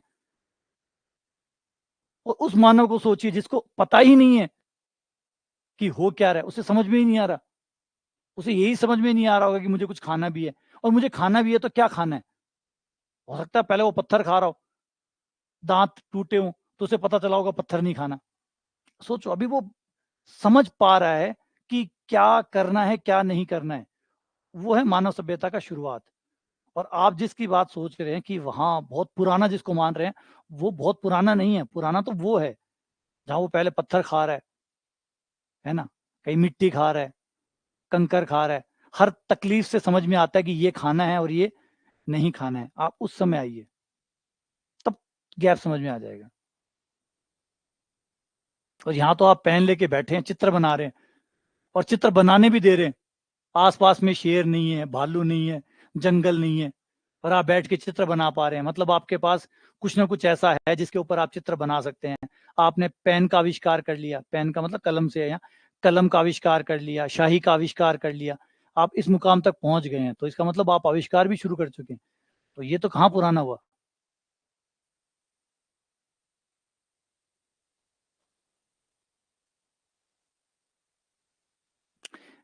तो अगर हम एक चाप लेते हैं, एक चाप के ऊपर बने सभी कोण बराबर होते हैं। एक चाप के ऊपर बने सभी कोण बराबर होते हैं। मैंने यहाँ पे एक सी पॉइंट लिया और सी पॉइंट को मिलाया और ये कोण बना। एक पॉइंट डी लिया, उसको मिलाया, उस पर कोण बनाया, ये भी वही आएगा। एक पॉइंट यहाँ पे ई लिया, उसको मिलाया, उस पर भी यही कोण बनेगा। यानी जब तक मैं इस चाप पे कोण बनाता रहूंगा, कोण हमेशा एक ही आता रहेगा। अगर चाप मेरी सेम है तो वर्त पे समान कोण ही बनाएगी। समान चाप समान कोण बनाती है। इसे एकांतर खंड का कोण कहते हैं। चाप के द्वारा बनाया गया कोण बराबर होता है। अब ये चाप जितने भी कोण बनाएगी वो सब बराबर होंगे, चाहे मैं कहीं भी बनाऊं। इस वृत्त के ऊपर मैं कहीं भी कोण बनाऊं, ये सारे कोण बराबर है।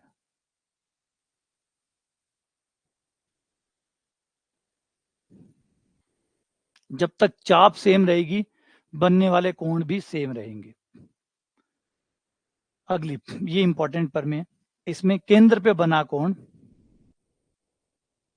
किसी भी चाप द्वारा, ये चाप ले ली, किसी भी चाप, सेम चाप होनी चाहिए, किसी चाप दो कोण बना सकती है। एक तो आपके परिधि पे बना सकती है, एक केंद्र पे बना सकती है। परिधि पर बने कोण और केंद्र पे बने कोण में दुगने का अंतर होता है, दुगना होता है।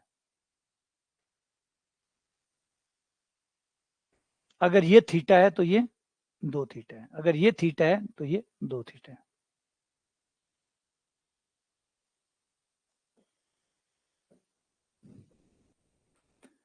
अगर हम आधा वृत्त लें, पूरा वृत्त ना लेके आधा वृत्त लें या व्यास लें और व्यास के ऊपर कोण बनाएं, तो कोण हमेशा 90 डिग्री का होता है, समकोण होता है।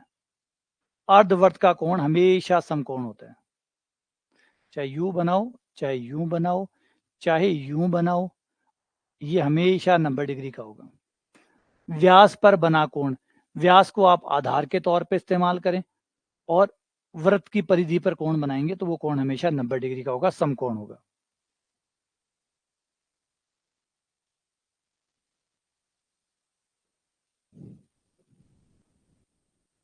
ये है स्पर्श रेखाएं। बाह्य बिंदु से हमेशा दो स्पर्श रेखाएं खींची जा सकती है। स्पर्श रेखाएं यानी जो टच करती हो, छू के जाती हो, काट के नहीं, छू के जाती हो। जैसे PT1 और PT2 छू के जा रही है। एक होती है प्रतिच्छेदी रेखा, छेदक रेखा, काटने वाली, इंटरसेक्टिंग लाइन, जो काटते हुए जाती है। ये है प्रतिच्छेदी रेखा, ये है स्पर्श रेखा। स्पर्श रेखा टच करते हुए जाती है, प्रतिच्छेदी रेखा काटते हुए जाती है। ठीक है। वृत्त के बाहर से हमेशा दो स्पर्श रेखाएं खींची जा सकती है। अगर बिंदु वृत्त से बाहर है तो दो खींची जा सकती है, वृत्त के ऊपर है तो एक खींची जा सकती है।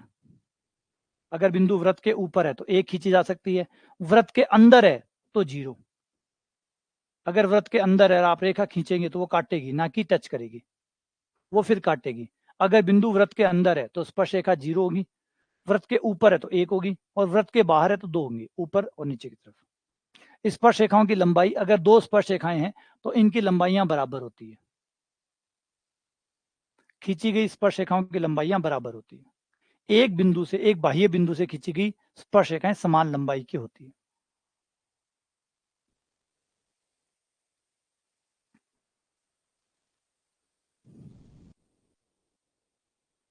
अगर एक प्रतिच्छेदी रेखा हो और एक स्पर्श रेखा हो तो इनमें क्या रिलेशन होता है। ये तो है स्पर्श रेखा, P से लेकर T1 तक। ये है प्रतिच्छेदी रेखा, जो एक बार तो B पर कट कर रही है और आगे जाके A पे कट कर रही है। तो स्पर्श रेखा और प्रतिच्छेदी रेखा की जो लंबाई में संबंध होता है वो ये होता है। स्पर्श रेखा का स्क्वायर, स्पर्श रेखा का स्क्वायर PT स्क्वायर बराबर होता है पहला टुकड़ा इंटू दूसरा टुकड़ा, PA इंटू PB। P से लिया गया पहला और P से लिया गया दूसरा, दोनों का गुणनफल। PT स्क्वायर बराबर PA गुणा PB। ये होता है स्पर्श रेखा और छेदक रेखा के बीच का संबंध। अब चार कोणों के बीच का संबंध, अगर P से हम दो स्पर्श रेखाएं खींचे तो ये दो स्पर्श रेखाएं चार कोण बना सकती है। ये दो स्पर्श रेखाएं चार कोण बना सकती है। एक तो जिस बिंदु से खींची गई है उसके ऊपर कोण, ये वाला थीटा। एक अगर स्पर्श बिंदुओं को केंद्र से मिला दिया जाए, केंद्र से मिला दिया जाए तो ये बनने वाला कोण जिसका नाम हमने x रख लिया। अगला कोण अगर जहां स्पर्श कर रहा है उसको वृत्त की परिधि से मिला दिया जाए, वृत्त की परिधि से मिला दिया जाए तो बनने वाला कोण, और इस तरफ लेफ्ट हैंड साइड में वृत्त की परिधि को मिला दिया जाए, y कोण। तो ये जो चार कोण है थीटा, x, y, z, इनके बीच में ये रिलेशन होता है। x बराबर 180 माइनस थीटा, x बराबर 180 माइनस थीटा, y बराबर 90 प्लस थीटा बाई 2, z बराबर 90 माइनस थीटा बाई 2।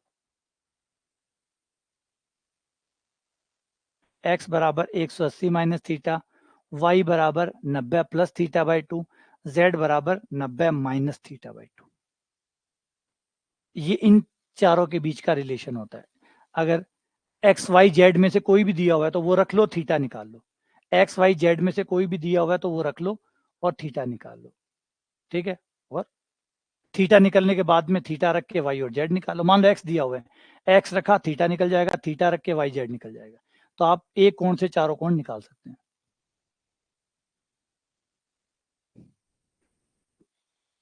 अगला, मान लो एक त्रिभुज है, एक त्रिभुज है ए बी सी, वो वृत्त के अंदर है जिसके तीनों शीर्ष वृत्त के ऊपर है, ठीक है। इसके किसी बिंदु ई पर आपने स्पर्श रेखा खींची, ये स्पर्श रेखा होगी जिसका नाम आपने रख लिया DEC। अब इसके कोण बड़े शानदार होंगे कि जो त्रिभुज के अंदर कोण एक है वह बराबर होगा कोण 3, एक बराबर कोण 3, कोण 2 बराबर कोण 4। कोण 1 बराबर कोण 3, कोण 2 बराबर कोण 4, 1 और 3 बराबर, 2 और 4 बराबर।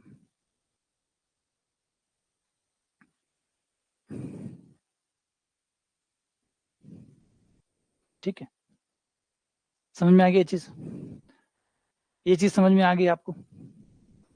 चिंता मत करो, अभी टेंशन ना लो। अभी जब आप फॉर्मूले पढ़ रहे हैं तो आपको चिंता हो रही है कि सवाल कैसे आएंगे, सवाल कैसे आएंगे। चिंता मत करो, जब सवाल आएंगे तो ये सारी की सारी चीजें कनेक्ट हो जाएंगी। कोई भी चीज, एक भी चीज बेकार नहीं जाएगी, एक भी चीज बेकार नहीं जाएगी। हर चीज के ऊपर सवाल है, हर चीज के ऊपर सवाल है। और दो दो तीन तीन सवाल मिलेंगे, एक एक दो दो भी नहीं, दो दो तीन तीन सवाल मिलेंगे। सब चीजें कनेक्ट हो जाएगी सवालों के साथ, और तो याद रखने में भी आसानी होगी। जब सवालों के साथ कनेक्ट होगी तो अपने आप याद भी हो जाएंगे। तो ज्यादा टेंशन मत लेना अभी कि इतनी सारी चीजें पढ़ रहे हैं, इतनी सारी परमें पढ़ रहे हैं। ये परमें कोई वैसे, पहली बात तो ये कोई खास परमें नहीं है, बस ये इकट्ठी करके एक साथ पढ़ाई जा रही है इसलिए हो सकता है, बाकी कोई खास नहीं है। केंद्र पे बना कोण परिधि पे बने कोण का दुगना होता है, ये आपको पहले से ही पता है। स्पर्श रेखाओं की लंबाइयां बराबर होती है, ये भी आप सबको पता है। तो ये जो चीजें मैंने बोली है इसका 70-80% हिस्सा पहले से आपको पता है। हाँ ठीक है, कुछ चीजें नहीं होगी, कुछ चीजें नहीं होगी जो आपको पता लगी होगी, इतना हो सकता है। ऐसा नहीं कि एकदम ही नया देख रहे हैं। आज त्रिभुज ही पहली बार ही मैंने आपको दिखाया है, ये देखो ये त्रिभुज होता है। इससे पहले आपने त्रिभुज भी नहीं देखा था। आप नहीं जानते थे कि त्रिभुज की 3 भुजाएं होती हैं, आप नहीं जानते थे कि त्रिभुज के तीनों कोणों का योग 180 होता है। तो यूं है ना, इस तरह के एक्सप्रेशन ना दो, नॉर्मल एक्सप्रेशन दो। इस तरह के मत दिखाओ कि वो तो पता नहीं क्या चल रहा है, मैं क्या पढ़ा रहा हूँ, मैंने क्या कौन सी ब्रांच खोल दी। अगर मैं मान लो यहाँ पे टोपोलॉजी पढ़ा रहा होता या डिफरेंशियल ज्योमेट्री पढ़ा रहा होता तो आप लोगों के रिएक्शन समझ में आते हैं कि भाई अच्छा डिफरेंशियल ज्योमेट्री पढ़ा रहे हैं, तो थोड़े रिएक्शन ऐसे आ सकते हैं कि ये तो अलग ही ब्रांच पढ़ा रहे हैं, पहली बार ही खाता खोला है इसका। यहाँ पे ज्योमेट्री पढ़ा रहा हूँ जिसका 70-80% आप बिना पढ़ाए भी जानते थे, है ना। 70-80% पार्ट जो है ना वो पहले से ही आपको पता था, बस मैं तो सिर्फ रिकॉल करवा रहा हूँ, मैं तो बता रहा हूँ आपको। अब चतुर्भुज की 4 भुजाएं होती है, क्या ये मैंने बताई है? इससे पहले किसी ने नहीं बताई थी आपको? क्या पहले पता ही नहीं था? चतुर्भुज के चारों कोणों का योग 360 होता है, क्या मैंने पहले आपको नहीं पता था? वर्ग की चारों भुजाएं बराबर होती है, क्या आपको नहीं पता था? तो 70-80% पहले से ही आपको पता था, मैं तो सिर्फ रिकॉल करवा रहा हूँ। और 15-20% चीजें ऐसी है जो पहली बार हो सकता है नहीं आई हो, वो आपको ना पता हो, बस वही है। और एक 20% के लिए आप इतना एक्सप्रेशन दे रहे हो बदल के, पता नहीं क्या पढ़ा रहे हैं सर, है ना, कितना मुश्किल चीजें पढ़ा रहे हैं, पता नहीं अब क्या होगा हमारा, हमारा भविष्य का क्या होगा। तो अभी कुछ नहीं है, नॉर्मल ही चल रहा है ये, ठीक है ना।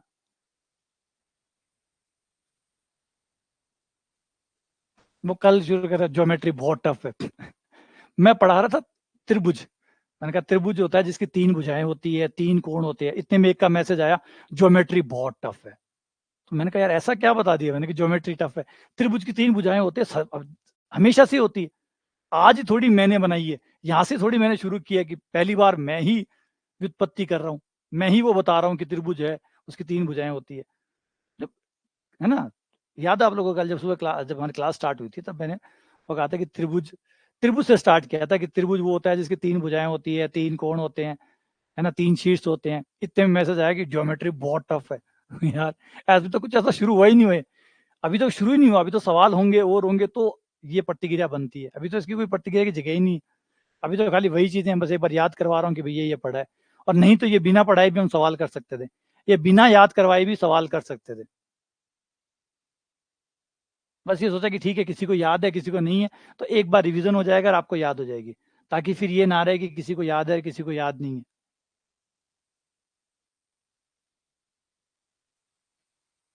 आ जाओ बहुभुज पे आ जाते हैं। बहुभुज जिसकी बहुत सारी भुजाएं होती है, देखो बहुभुज में सब आ जाते हैं, त्रिभुज भी बहुभुज है, 3 भुजाओं वाला बहुभुज, चतुर्भुज 4 भुजाओं वाला, पंचभुज 5 भुजाओं वाला, 6 भुजाओं वाला, षटभुज, अष्टभुज, सप्तभुज एंड डैश डैश भुजी भुज है, ठीक है। इन भुजों के बारे में जो फेमस टाइप है वो होते हैं त्रिभुज और चतुर्भुज, बस ये 2 मेन रहते हैं हमारे, जो अभी हम पढ़ चुके हैं, और थोड़ा बहुत और पढ़ लेंगे अभी, ठीक है। और इसमें दो बहुभुजों में क्या होता है, बहुत सारी भुजाएं होती है, बहुत सारी भुजाओं में, बहुत सारे का मतलब कोई ये नहीं कि लाखों भुजाएं होती है, बहुत सारे का मतलब है 3 भुजाएं, क्योंकि 3 भुजा के बिना तो बहुभुज बन ही नहीं सकता, क्योंकि 3 भुजाओं से कम भुजाएं, 2 भुजाएं कौन बना सकती है, लेकिन बहुभुज, बहुभुज एक बंद आकृति होती है, और बंद आकृति के लिए कम से कम आपको 3 भुजाएं चाहिए, 2 भुजाओं से आप बंद नहीं कर सकते, 2 भुजाओं से आप बंद नहीं कर सकते, बंद करने के लिए आपको एक भुजा और चाहिए होगी, मतलब 3 भुजाएं, 3 भुजाएं से आकृति बंद होती है, तो कम से कम 3 भुजाएं खर्च होंगी एक बंद आकृति बनाने के लिए, एक बंद आकृति बनाने के लिए 3 भुजाओं की जरूरत पड़ेगी। तो इसलिए सबसे पहला बहुभुज आता है, सबसे सबसे कम भुजाओं वाला बहुभुज होता है त्रिभुज, फिर चतुर्भुज, फिर पंचभुज, फिर षष्ठभुज, और फिर चलता रहता है भुजाओं पे भुजाएं। इसमें भी 2 प्रकार होते हैं, एक वो जो सम बहुभुज होते हैं, सम बहुभुज मतलब जिसकी भुजाएं बराबर लंबाइयां की हो, और एक होता है विषम बहुभुज जिसकी भुजाएं कोई 3 की है, कोई 5 की है, कोई 7 की है, कोई 8 की है, कोई 1 की है, कैसे भी हो सकती है। और एक वो सम बहुभुज, ज्यादातर हम सम बहुभुज को ही पढ़ते हैं, ज्यादातर हम सम बहुभुज को ही पढ़ते हैं जिसकी भुजाएं बराबर होती है, वरना हो तो विषम बहुभुज भी सकता है जिसकी भुजाएं छोटी बड़ी कुछ भी हो, है ना। तो सम बहुभुज जिसकी हर भुजा, अगर 6 भुजाएं हैं तो 6 की 6 ही बराबर होंगी, 6 की 6 बराबर होंगी, पहला इसी का नाम है, इसे रेगुलर पॉलीगन कहते हैं। रेगुलर, रेगुलर मतलब जिसकी सभी भुजाएं, जितनी भी भुजाएं हैं सबकी सब बराबर है, कोई छोटी नहीं कोई बड़ी नहीं, सभी भुजाएं बराबर है। विषम बहुभुज जिसकी भुजाएं भिन्न भिन्न हो सकती है, छोटी बड़ी हो सकती है, छोटी बड़ी हो सकती है। अब ये तो हो गया भुजाओं के आधार पे वर्गीकरण, कि भुजाएं बराबर है भुजाएं बराबर नहीं है, आप कोण के आधार पे भी कर सकते हैं। अगर सारे कोण 180 से छोटे हैं, सारे कोण अगर 180 से छोटे हैं, कोई भी कोण 180 से बड़ा नहीं है, तो उसको उत्तल बहुभुज कहते हैं, यानी कॉन्वेक्स पॉलीगन कहते हैं, कॉन्वेक्स पॉलीगन कहते हैं। और अगर एक भी कोण 180 से बड़ा है तो उसे अवतल बहुभुज यानी कॉनकेव पॉलीगन कहते हैं। कोण के आधार पे, जैसे हमने त्रिभुज को बांटा था याद होगा, एक तो था भुजाओं के आधार पे, भुजाओं के आधार पे समबाहु त्रिभुज, समद्विबाहु त्रिभुज, विषम बाहु त्रिभुज, एक था त्रिभुज को कोणों के आधार पे नाम रखा, कोणों को देखकर, तीनों कोण न्यून कोण है तो न्यून कोण त्रिभुज, समकोण है, 2 न्यून कोण है तो समकोण त्रिभुज, तीसरा था कि तीनों के तीनों में से एक अधिक कोण हो, दो न्यून कोण हो। तो उत्तल, अगर सारे कोण 180 से छोटे हैं तो फिर उत्तल बहुभुज यानी कॉन्वेक्स पॉलीगन, और सारे में से एक भी कोण अगर 180 से बड़ा है तो फिर अवतल। अब अवतल उत्तल में क्या होगा फर्क, आपको त्रिभुज जो है ना अंदर की तरफ, इसका जो बहुभुज होगा वो ऐसे अंदर की तरफ नजर आएगा, यूं सारी भुजाएं अंदर की तरफ नजर आएगी यूं ऐसे। लेकिन अगर एक भी कोण 180 से बड़ा हो गया तो आपका बहुभुज ऐसा दिखाई देगा। एक भी कोण अगर 180 से बड़ा हो गया,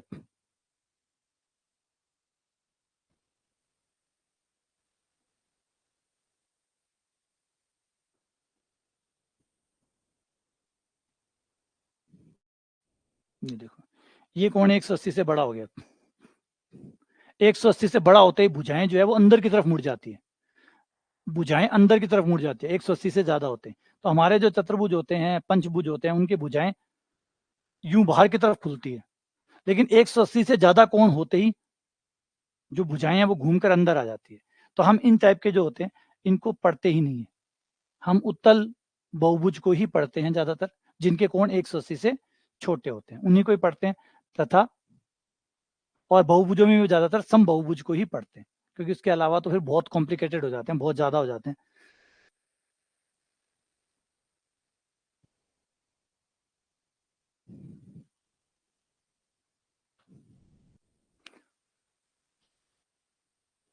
कोणों का जोड़, सभी कोणों का जोड़ n-2 इंटू 180 होता है, n-2 इंटू 180 होता है सभी कोणों का योग,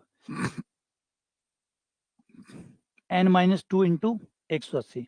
n-2 मतलब n का मतलब है भुजाओं की संख्या, तो जो भी भुजाओं की संख्या हो वो यहाँ पे रख दो, उसमें से दो कम कर दो, 180 से गुणा कर दो, सभी कोणों का जोड़ आ जाएगा। जितने भी कोण है वो बहुभुज, जितनी भुजाओं का होगा उतने ही कोण होंगे।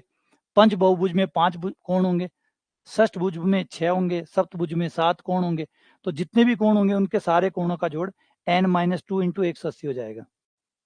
ठीक है। और अगर सम बहुभुज है तो सारी भुजाएं बराबर होंगी, तो सारे कोण भी बराबर होंगे। अगर नियमित बहुभुज है, या नियमित को सम बहुभुज भी कहते हैं, अगर सम बहुभुज है तो सारी भुजाएं बराबर है, सारी भुजाएं बराबर है तो सारे कोण भी बराबर है। तो एक कोण कितने का होगा, n का भाग दे दो, इसमें n का भाग देकर एक कोण पता कर सकते हैं कि एक कोण कितने का होगा, एक कोण कितने का होगा, n-2 बटा n गुणा 180। प्रत्येक बाह्य कोण, अगर बाह्य कोण निकालना है तो 360 बटा n कर दो।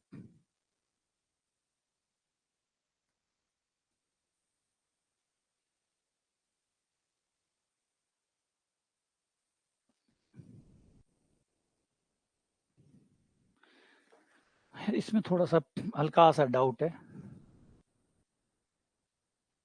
इनमें डाउट है।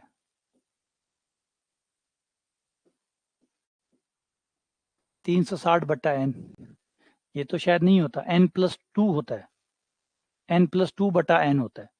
प्रत्येक बाह्य कोण जो है ना वो होता है n+2 इंटू 180 बटा n, एक बाह्य कोण है ना, ये गलत है।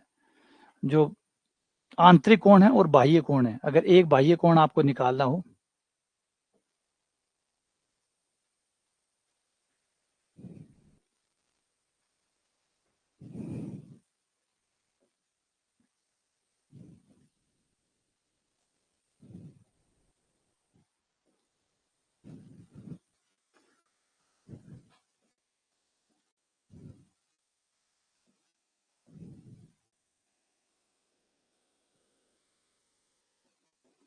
तो एक आंतरिक कोण तो हो गया जो अंदर की तरफ है, ये तो आपका आंतरिक कोण हो गया। ये आंतरिक कोण तो इससे आ जाता है n-2 इंटू 180 बटा n करने से ये आपका आंतरिक कोण आ जाता है। n-2, 180 को मैं पाई लिख लेता हूँ बटा n, ये आंतरिक कोण हो गया। अगर आपको बाह्य कोण निकालना है कि एक बाह्य कोण कितने का होगा,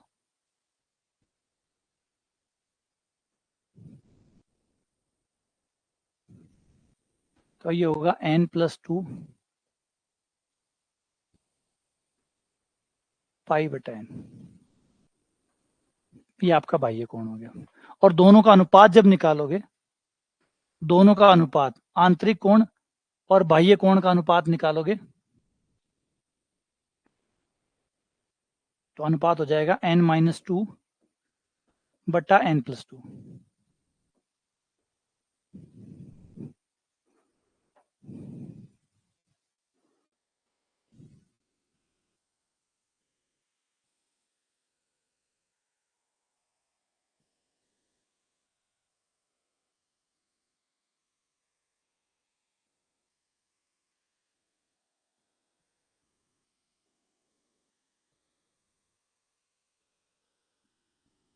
वही सही है, वो वाला सही है, ये वाला।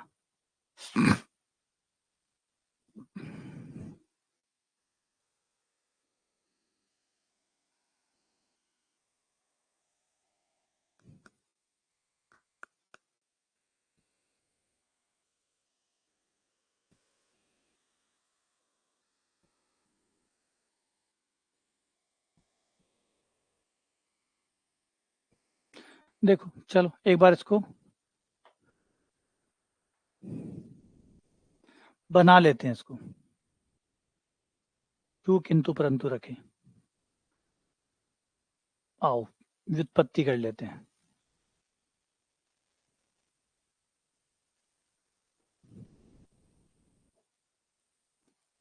डाउट क्लियर हो जाएगा।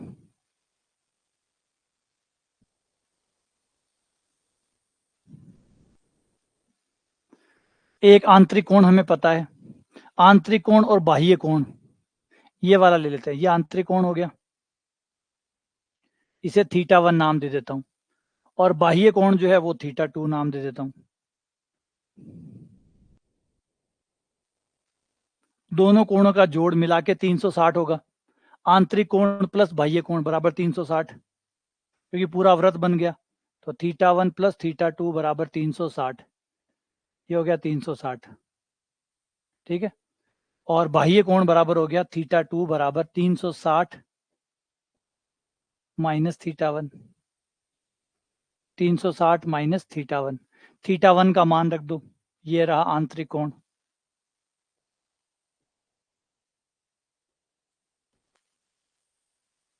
(360 माइनस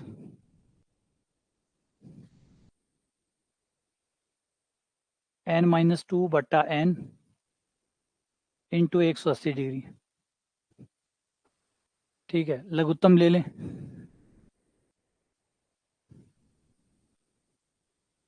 n लघुत्तम आ गया,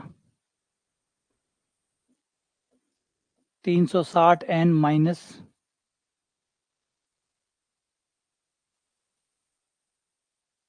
180 n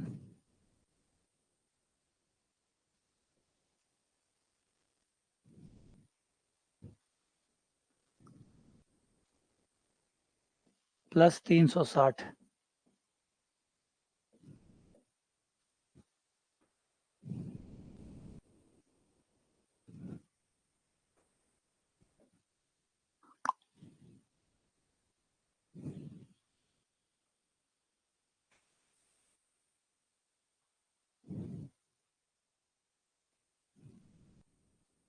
गया यार।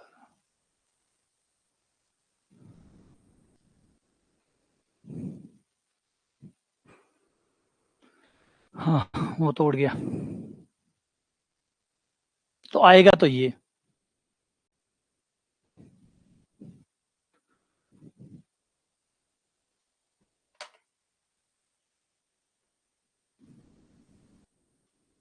सभी बाह्य कोणों का योग 360, तो नहीं आया।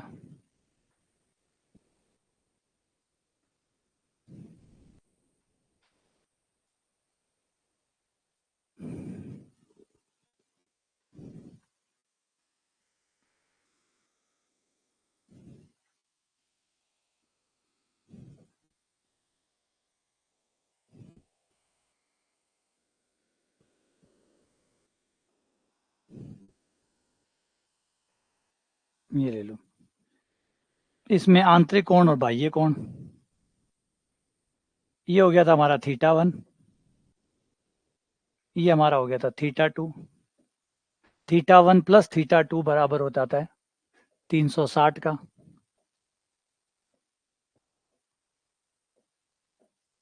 θ1 हो गया n-2 इंटू 180 बटा n प्लस θ2 बराबर 360।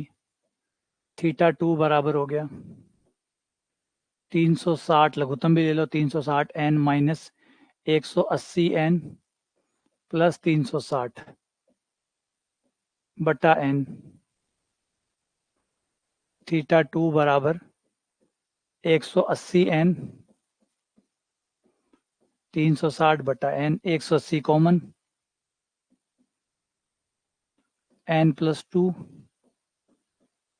इंटू 180 बटा n। कहाँ गलत है यार?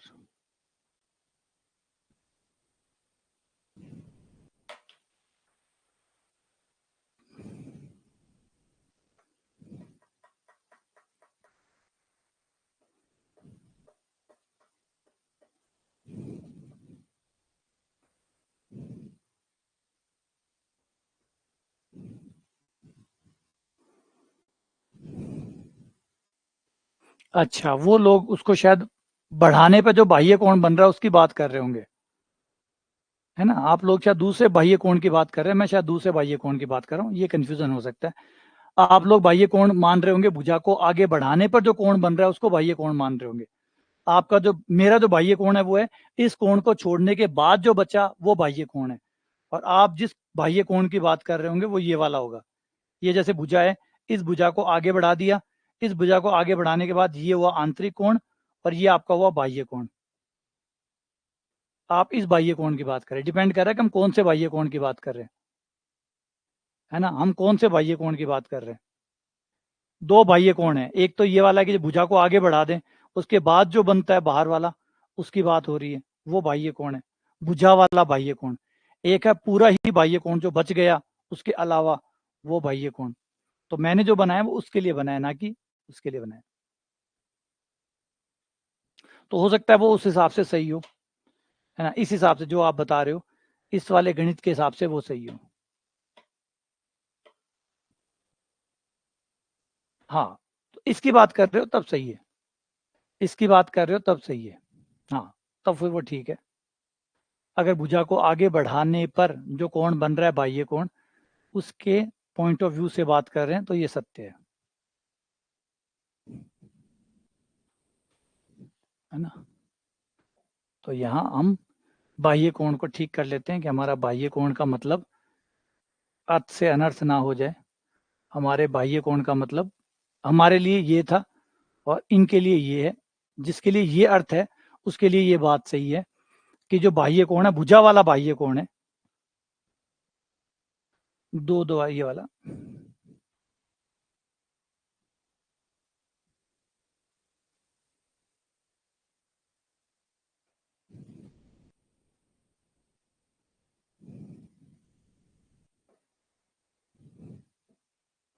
तो ये है भुजा वाला बाह्य कोण। तो वो प्रत्येक कोण होगा 360 बट्टा n, और ये हो गया आपका इन दोनों का अनुपात। और विकर्णों की संख्या, कितने विकर्ण हो सकते हैं एक बहुभुज के अंदर? विकर्ण का मतलब इसमें जब आप इस तरीके से भुजाओं को मिलाएंगे तो कितने विकर्ण खींचे जा सकते हैं, विकर्णों की संख्या कितनी होगी? तो विकर्णों की संख्या होती है n(n-3/2). इतने विकर्ण आप किसी बहुभुज में खींच सकते हैं जिसकी भुजाएं n हो। वहां पे वो स्पष्ट करेगा कि कौन सा है। मतलब वैसे तो बाह्य जो कोण होता है उसकी परिभाषा हमारे त्रिभुज के हिसाब से लें तो भुजा को आगे बढ़ाने से जो कोण बनता है उसी को बाह्य कोण कहते हैं। नॉर्मल तो बाह्य कोण की परिभाषा यही होती है कि जब भुजा को आगे बढ़ाते हैं और भुजा को आगे बढ़ाने से जो कोण बनता है उसको ही बाह्य कोण कहा जाता है। ये जो मेरा वाला बाह्य कोण है ये वो वाला नहीं है। जो ये वाला कोण लिखा हुआ ना ये ज्यादा सही है, क्योंकि हमने त्रिभुज में भी बाह्य कोण इसी को कहते हैं। त्रिभुज में भी जो बाह्य कोण होता है वो उसी को कहते हैं कि भुजा को आगे बढ़ाया और आगे बढ़ाने के बाद जो कोण बना उसको बाह्य कोण कहते हैं। भुजा को बढ़ाने से जो कोण बनता है उसको बाह्य कोण कहते हैं। शायद इसके नाम होने चाहिए, तो बाह्य कोण, बहिष कोण, कुछ ऐसे नाम होने चाहिए। देखते हैं कोई नाम इसको स्पेशल कुछ किया हुआ है क्या, है ना, कुछ उसका भी कोई पार्ट बनाया हुआ है या कुछ और बनाया हुआ है, तो उसको देखना पड़ेगा। अगर ऐसा है तो कर लेते हैं। ठीक है, चलो मिलते हैं आप लोगों से। अब इसी को यहाँ खत्म करते हैं। ये हमारा आज वाला पार्ट कंप्लीट हो गया। अब एक सारी थ्योरम को एक साथ लेकर एक फटाफट एक हल्का सा उदाहरण के साथ एक रिवीजन और कर लेते हैं, है ना। इसको आप लोग पढ़ लीजिएगा, मैं इसकी थ्योरम थ्योरम पढ़ा दूंगा, फिर आप उसको एक बार पढ़ लेना। ये जो सारी परमें है, टोटल परमें एक साथ लेकर एक बार दोबारा से क्विक रिव्यू जो है वो एक क्लास में और कर लेंगे। उदाहरण उसके साथ में दिए हुए हैं ताकि आप थ्योरम को विद एग्जांपल समझ सकें। इसका जो पीडीएफ है वो आप लोगों के पास आ गया होगा, नहीं आया है तो मैंने पहले कहा मैसेज कर देना, मिल जाएगा आपको। तो ये है आपका क्वेश्चन, ये परमे होगी, ये परमे पे उदाहरण हो गया, ताकि आपको पता भी चल जाए कि परमे को कैसे काम में लिया जाता है। ठीक है ना, हर परमे है, परमे के साथ उसका एक एग्जाम्पल है। बाकी ये परमे कल मैं आपको एक क्लास जो अगली लगेगी उसमें ये सारा समझा दूंगा, सारी परमे दोबारा समझा दूंगा। नहीं मिली है, सम्मुख और शिष्याभिमुख में कोई फर्क नहीं होता। हमने नाम हिंदी के नाम है, प्रायवाची नाम है, प्रायवाची नाम है इस वजह से।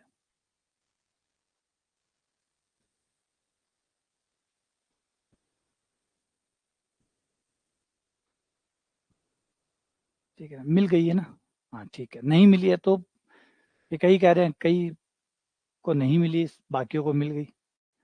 चलो बाकियों को भी मिल जाएगी फिर आज।